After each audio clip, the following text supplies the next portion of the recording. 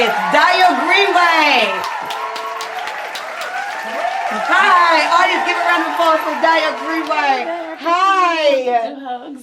Yes, it's been a while. Well, not really, because I just saw you at your book signing. Yes. So what y'all don't know is that Dayo Greenway and I, we go back. We go back like 4 flats on a Cadillac. Like we go back. And it's funny because when I first met Dayo, you were a client of mine. I started doing your hair. Absolutely. And I just kind of fell in love with you and Maya. Oh. And then we just kind of developed a relationship. Yeah. And you became like my mentor, my coach, my friend. And the best part about you is that you were able to wear all the different hats I needed. I could call you and be like, hey, put on your friend hat. And you'd be like, all right, friend here. I'd be like, hey, put on your mentor hat. Shift. Yeah, mentor here. And I just love that about you. And then you gave me Nicki Peacock. I used to start calling me Nicki Peacock. So that's where Nicki Peacock from, ladies and gentlemen, that's where it happened. It felt right. It just kind of stuck ever since then. And I call you Dayo Greenway. Every time I see her, I call her first and last name. You do. It's just how I do. Yes. So, just with all that saying, it's a pleasure for you to be here on my show. And Thank you so much for having me. It's an honor. It's an honor. I love your energy. I'm excited to be here. I'm excited to share. So thank you. So being that I said that you are all these things under one hat, and then boom, life hits. A shift hits, a pivot hits, where we think we're going right and God rears us and we have to go left. Yeah. So where does that leave somebody? How does that leave somebody? So it definitely, a pivot is a change in direction. When we talk about pivot, we think about a change in direction that changes the outcome. So where it leaves you is probably different than where you initially thought you were going. Okay. And so I think for me, that's how my life has played out that way over the past couple years. You know, as a coach, I would always tell my clients, walking in your purpose means that you must prepare for the pivotal moments of change. And I lived by that mantra for a bit. Walking in your purpose means that you must prepare for the pivotal moments of change. But what I've learned in the past couple of years is I may not be able to prepare for all of them. And so I've learned more about the unplanned pivot in the past couple of years, which absolutely means that it leaves you in a place where you probably didn't think you were going. And side note, you used to do all these events. You used to do purpose walk. We used to do a lot of stuff. And I remember, and that's how I learned how to change my perspective when it came to pivoting. Yeah. Because you always spoke so highly of not letting pivots knock you down. Yeah. Changing your perspective. So that is what I tell myself all the time. When life hits you with something, I'm like, we have to pivot. We have to change our perspective and look at the good thing and what you have learned from it. So that's something that has stuck with me through all these years. Yeah. So as a transformation coach, that's what I focus on. The change, the transformation, the purpose in it all. So it's not just about transforming. It's about making sure you still embrace your purpose as you change, as you pivot. And so one of the bigger things for me, and I love what you just said, because one of the bigger things for me too was just making sure you touch purpose every single day. So touching purpose every single day means that you touch it in the pivot, you touch it during the change, you touch it while you're transforming.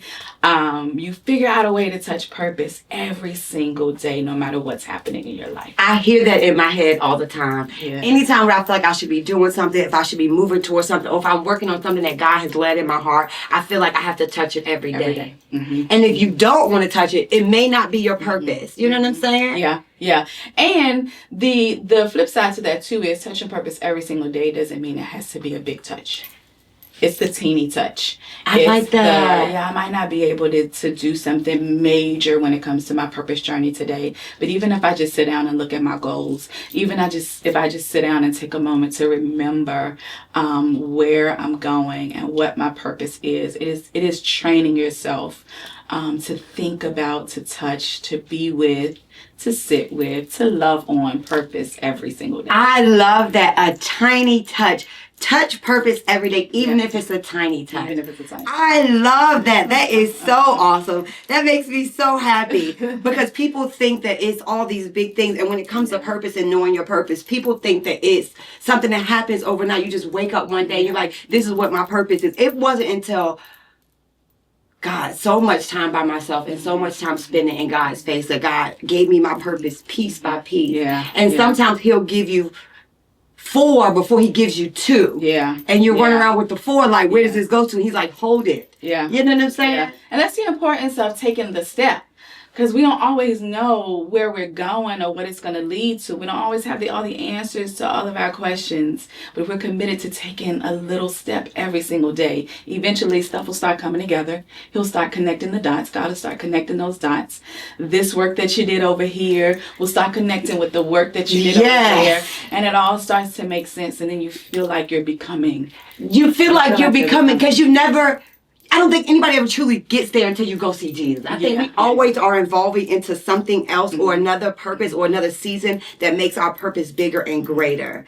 And I always tell myself, and I tell my clients who sit in my chair, it's like a puzzle. Yeah. And sometimes people want to put the edges together first, but God might not give you that. He might give you all the yellow pieces at one time. Yeah. And they all kind of look the same. Yeah, or the middle, and then you got to work it out. You got to build your way out on the Yeah. corner right here or at the bottom. And Yeah. so it's never the way we think it's going to be. And then, but the best part about it is that God knows it, and he sits up in there right with us. Yeah, yeah. So I didn't ask you any questions, but anyway, this is one of the journeys, because you've been on such a powerful journey throughout this last year. Like, you went through and had major brain surgery, and then you wrote a book in 45 days. And you're a book author, like you're a book coach. Yeah. And she helped me write my first book. That's how I got into being Nicki Peacock, the author, because I had somebody great to push me. Sometimes you don't know what's in yourself until you have the people around you to push and see things in you that you don't see in yourself. We're going to talk about that too, the power of like a circle around you in your orbit. Yeah. But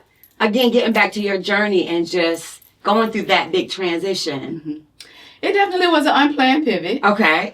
Nobody plans to have major surgery. And for me, so the surgery came at a time where I had just sent my daughter to college, or the diagnosis rather came at a time when I had just sent my daughter to college, and I was really getting ready to adjust my life to a planned pivot. So planned pivot, you strategically, you know what's getting ready to happen. You can plan when you're going to do it, how you're going to do it, what it's going to take emotionally, financially to do those things. And so I had centered my life around this planned pivot, which was sending Maya off to college, and what is it going to be like for me to be an empty nester and adjust my life to not being a parent, like a hands-on parent with a kid in the house. And so I had taken her to college in August of last year. And then a couple months later, in October, actually, I was diagnosed with idiopathic intracranial hypertension. And so, yeah, that's a big word. It's a whole lot of something. It is. It's a whole lot of something. And what that just means is, human beings, our body, the way our bodies function, we all have fluid that goes from our spine through our brain, and then it releases. The fluid that was going from my spine to my brain was not releasing. And so when you talk about intracranial in the brain, hypertension, those fluids that weren't releasing was causing a very high pressure in my brain. And so normal pressures are around 6 to 12, and 20, I guess the doctors would start to be concerned. After I did my first spinal tap, we learned that my intracranial hypertension was at 57. Wow. Yeah. Wow. So that definitely was an unplanned, what in the world? Yeah. God, what are we about Right. to do? What is happening? All of those questions, all of those emotions, everything. Yeah. And here's what I love so much about God and just the Bible, because when we read it, we see people go through all these huge things.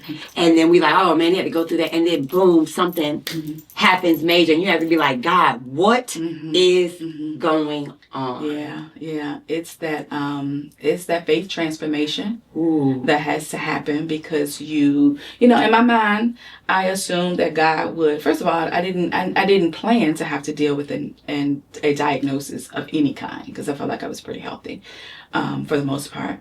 And so it was definitely, I felt like it blindsided me, the diagnosis itself. And then I went on this regimen of medication, thinking that, okay, God's going to heal me this way. He's going to do it this way. And if this is a sacrifice I've got to make, because the medication was definitely life-altering.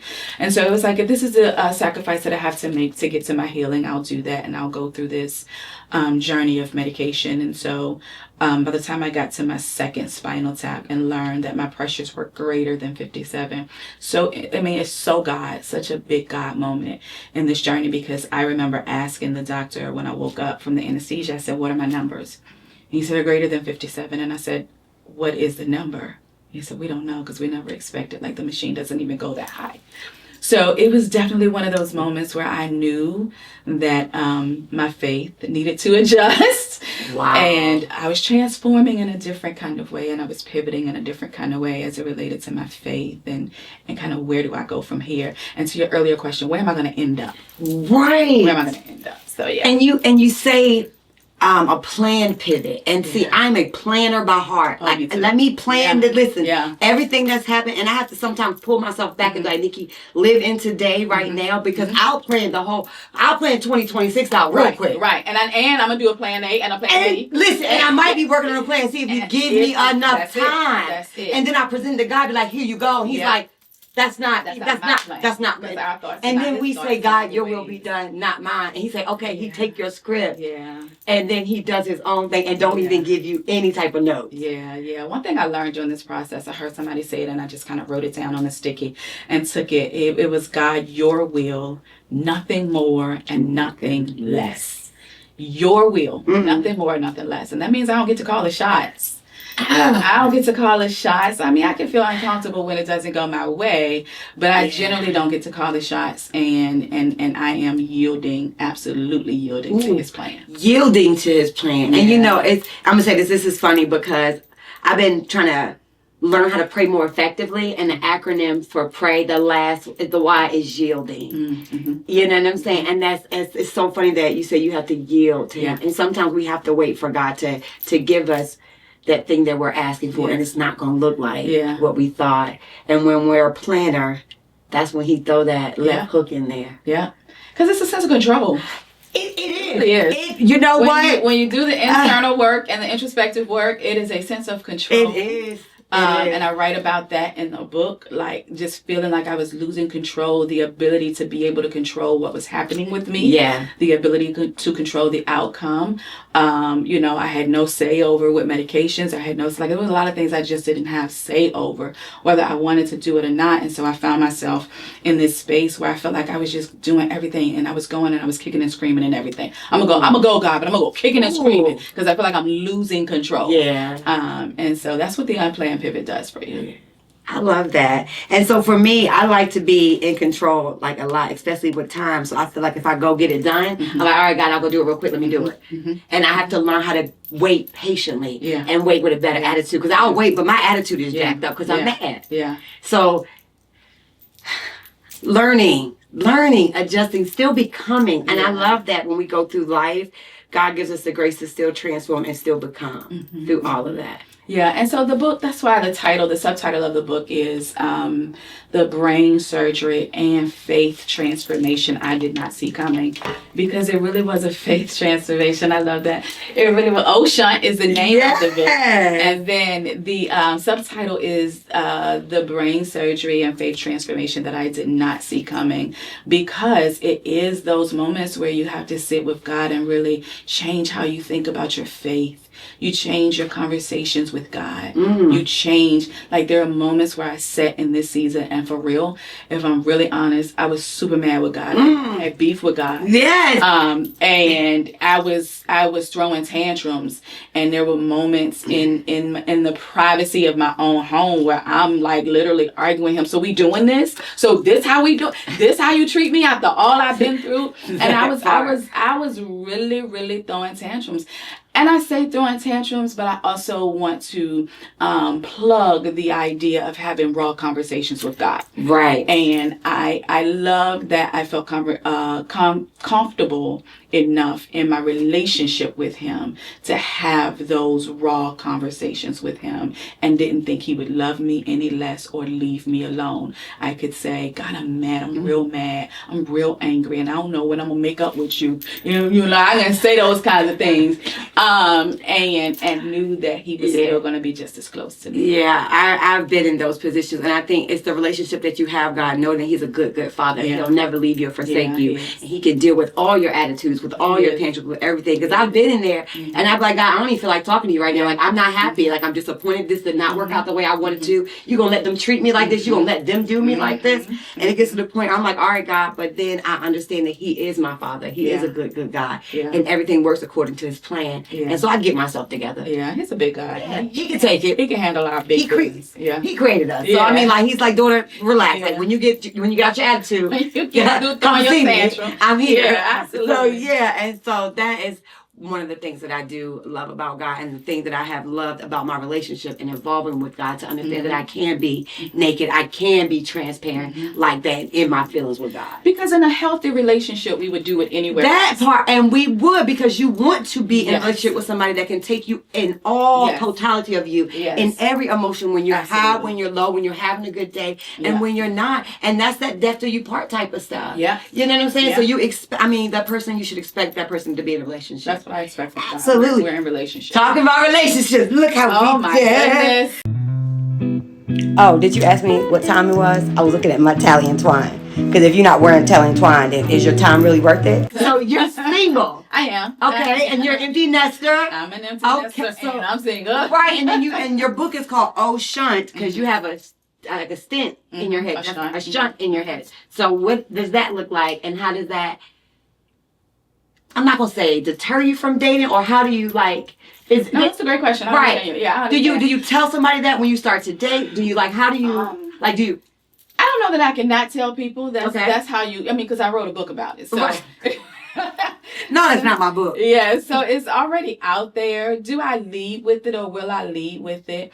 I have had some opportunities to date, and I've met one or two people here and there, and I think about how you lead with that, mainly because, and the fact that I probably don't lead with that, and it's just because I have to be careful that my insecurities are not speaking first. Ooh. And so for me, the brain surgery and having the shunt, it was definitely a hit. It was a blow to my self-esteem. It was a blow to that space of me that felt secure, just because, I felt, to get the shunt, I had to have the back of my hair shaved off. And so I came out of surgery bald on one side, with a new scar in my head, and then new scars on my stomach, because the shunt goes down and through my neck, and then there's a tube that goes to my stomach.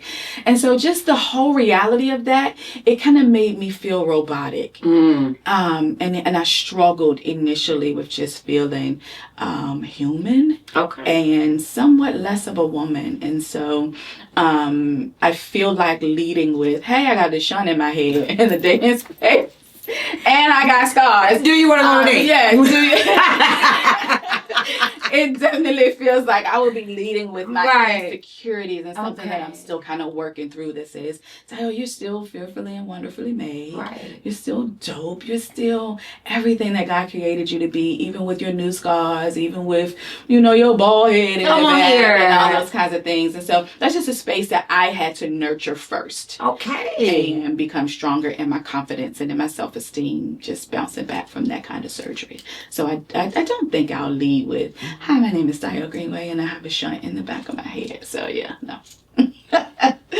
So let's talk about how dating looks. Are you open to dating? Because here at the Nicki Peacock show, we have Holy Match. Yeah.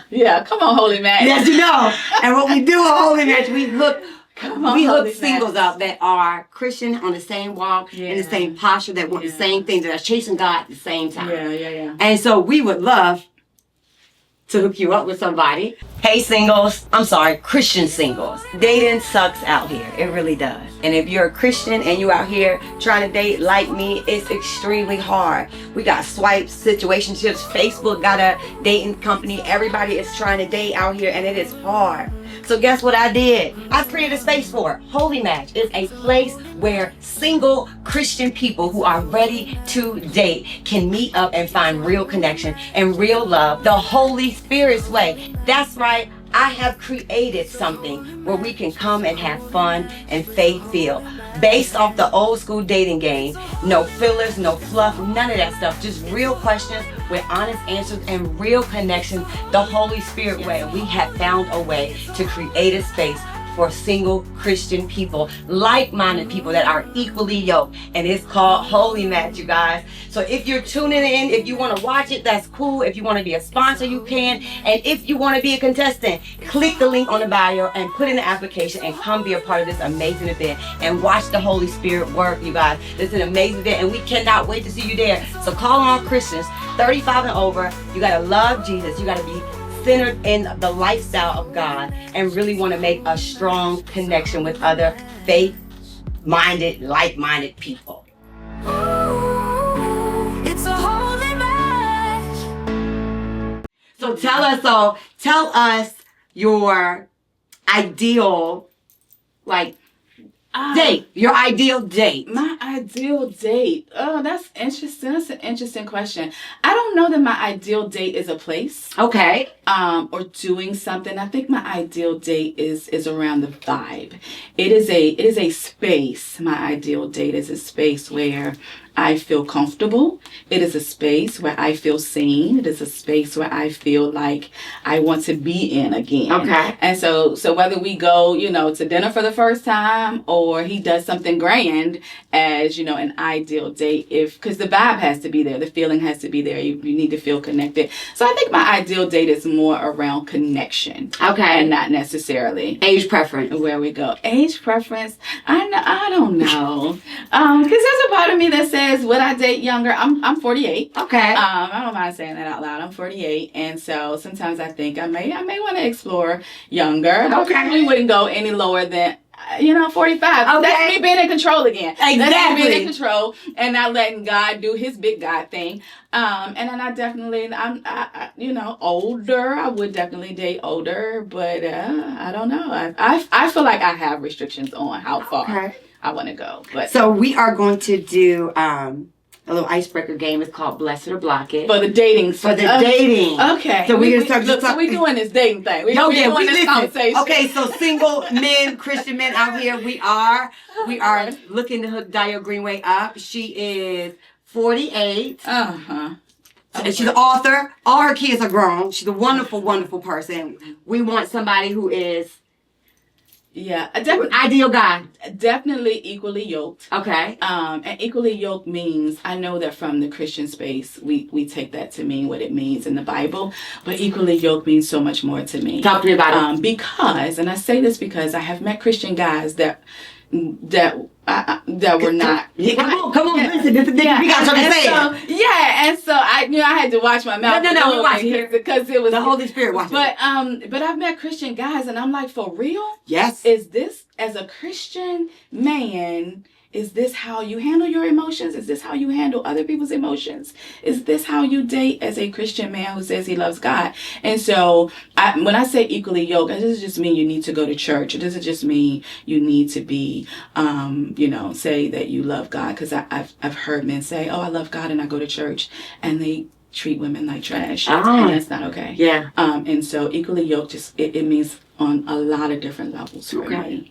I can say that when I think about dating, when I thought would be my match, I'm not necessarily married to what ideal match that I used to have years ago. Okay. So that's evolving. Okay, so we're gonna start bless it or block it. I'm gonna ask you a question. You ask me if you're gonna bless it or you're gonna block it. Wait, I tell you if I'm blessing it or blocking it. Yes. Okay. Okay, so we are a man who communicates well. Is that a bless or a block? Bless for sure. A man who disappears for 3 days. Oh, we blocking that. Okay, a man who has adult children. That's a blessing. A man who wants more children. Blocking, and blocking some more blocking, okay? A man who loves God but is still growing, maybe doesn't have a full relationship with God, maybe doesn't go to church as much, but is willing to learn. Yeah, that's a blessing, because it depends on where your heart is. If your heart is right, yeah. A man that is pursuing a rap career and does DoorDash. I have to block that one. But that makes me feel some type of way blocking that. I see potential. Okay. But it's just where I am in my life right now. I might need to block that one. Very good. So what is a big red flag if you could tell any other Christian single females out here that, or maybe a woman in your position who needs some encouragement about dating or just having God throw them a huge pivot in their life, what's something that you can give them tangible to help them kind of go on their way, a word of encouragement? Yeah, so when you said red flag, my brain automatically took that a different way. Okay. Because oftentimes when we say red flags, we look at red flags in other people. Mm-hmm. And what I've learned in this season of singleness, and I've learned in this season of, am I ready to date? Or, God, when are you going to send me my purpose? I've learned to see the red flags in me. Ooh. I was in a therapy session one time, and my therapist said, what is your toxic trait? Like, toxic trait is different than you being a toxic person. It means you can have something that's very good about yourself, but if it is mismanaged and misused and you don't use that trait the right way, then it has a toxic impact. Ooh. And so it doesn't necessarily mean you're a toxic person. I don't see myself as a toxic person. What I'm saying is, in this season of dating or learning or preparing myself for my husband, because I don't have time to play around with boyfriends at this point in my life, I've learned that I need to see the red flags in me. And so while I'm waiting, I am doing the work that I need to do, because my trust says when God sends me my person, then I'm probably not going to see a bunch of red flags in him, because I'm waiting for God to send me my person that he's preparing for me. And if you come into my space and you don't settle with who I am, then maybe that's red flag. Mm-hmm. But to say, what am I looking for in terms of red flags? It is spending the time to find the red flags in me and working on me. I love that. And what are my traits that I need to make sure are nurtured and managed the right way? And the person that comes, the person that's for me, the person that's mine, is going to be able to do that without sending a lot of red flags up. So, that is awesome. Yeah. And here's a fun fact. I'm single as well. And I have been dating or, trying to, see what this day is like. And I've done a lot of aware. And I went through a season where I asked God to allow me to admire men and not desire them. A lot of times women will get in a situation and like, God, I'm tired of being single. I'm tired of doing this. I'm tired of being here. And then they desire everybody. Every dude that comes, they want to, you know what I'm saying? So I asked God to take me through a season where I can admire a guy, but not desire to be with him. I learned something similar. What I learned about myself is my heart was panicking. Okay. As I began to evolve, as I began to change, as I began to let go of some unhealthy attachments, as I began to learn more about myself, that means I was letting go identities that I no longer could hold on to and I no longer rocked with, because that wasn't me, that wasn't who I was becoming. So I'm letting go of these identities. My heart started to panic. And when your heart starts to panic, you start to grab and grasp for anything. And you start to settle. And you start to say, maybe this will work, even if you know it's not the thing that works for you. And so what happens with us is our heart panics. It panics not because, it is breaking. It panics because it is stretching. It is stretching into new boundaries. It is stretching into new expectations. It is stretching into the new person that I am becoming. And so I just think we have to be very careful in that season of knowing our heart is panicking and stretching, not to grasp for something that shouldn't be in our lives during that time. Right. And I always try to heart check. And I temperature check me. And if I feel some type of way, if I'm not happy with it, I always feel like, Nicki, what is this trying to say about you? What is this going to do for you? And I evaluate myself and give myself real results. You know what I'm saying? And I'm honest with myself. Yeah. You know what I'm saying? So being single and waiting for God is just, it's a patiently waiting season. You know what I'm saying? So. Yeah, it is. So anyway, that was the show today. Dayo Greenway, we are just so excited that you came and you be a guest here on the show. And you guys, when God throws you a pivot, the best way to do is to change your perspective on it and allow God to show you why he threw you that pivot and to see how you can make you better and going forward. And of course, our testimonies is the only way that we can show people that God is working in our lives and to lead them closer to God. push him to where they had for him. Yeah. Yay! We just gotta have you come back and we'll do Absolutely. like a reunion show. We was talking so we could I'm do down. more I'm down like for and it, just sure. evolve. And of course, we're gonna get you a date right here on the Nicki Lord have Peacock mercy, show. help. We are, and then you're gonna go out on a date in the Nicki Peacock show. We're gonna pay for it, okay? So that way there's no pressure on either end. If you don't decide you like him, you come back on the show, you tell us what happened, we'll set you up on another date. So that's how we're gonna do. If you want to date Dayo, I mean, Listen. cut, cut. That's it. Cut. You're so crazy. Cut. That part. That's all I really That part. No. DM me. Cut.